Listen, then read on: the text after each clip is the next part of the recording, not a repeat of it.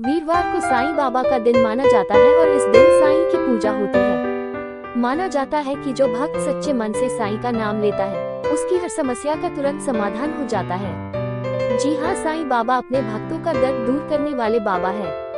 वह उनके जीवन में किसी भी प्रकार का कष्ट नहीं होने देते हैं। माना जाता है जिसका कोई नहीं उसका साईं है। जो भी साईं की शरण में जाता है वो उनके दर से खाली नहीं आता।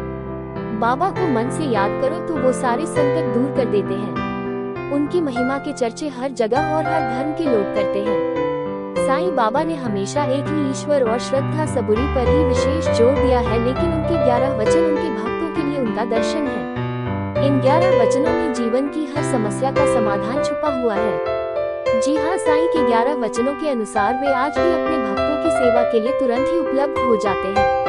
मैं भी हर वीरवार के दिन साईं के इन 11 वचनों का पाठ जरूर करती हूँ। इससे मुझे अंदर से बहुत ही शांति मिलती है। अगर आप भी अपनी समस्याओं को दूर करना चाहती हैं तो साईं के इन 11 वचनों का पाठ वीरवार के दिन जरूर करें।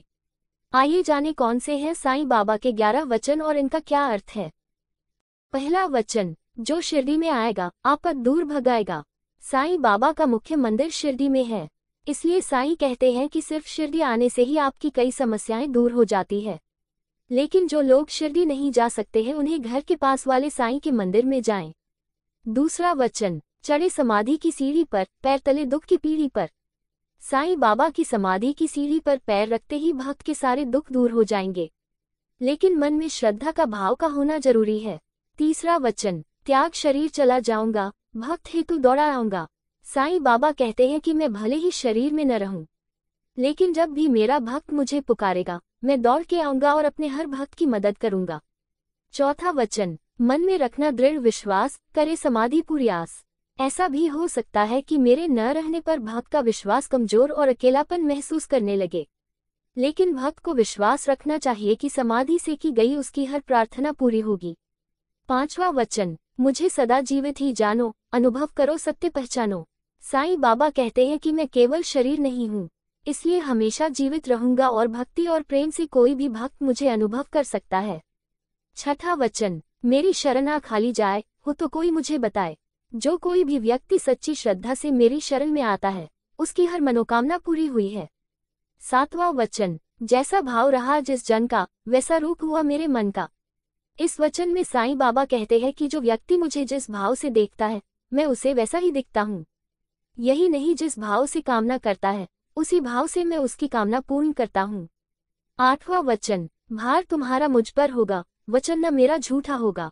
जो व्यक्ति पूर्ण रूप से समर्पित होगा उसके जीवन के हर भार को उठाऊंगा, यानी मैं उसकी हर समस्या को दूर कर दूंगा। नौवां वचन, असहायता लो भरपूर, जो मांगा वो नहीं है दूर। जो भक्त श्रद्धा भाव से मदद मांगेगा मैं उसकी मदद जरूर करूंगा। 10वां वचन, मुझमें लीन वचन मन काया, उसका ऋण न कभी चुकाया। जो भक्त मन, वचन और कर्म से मुझमें लीन रहता है मैं उसका हमेशा ऋणी रहता हूँ और उस भक्त के जीवन की सारी जिम्मेदारी मेरी होती है।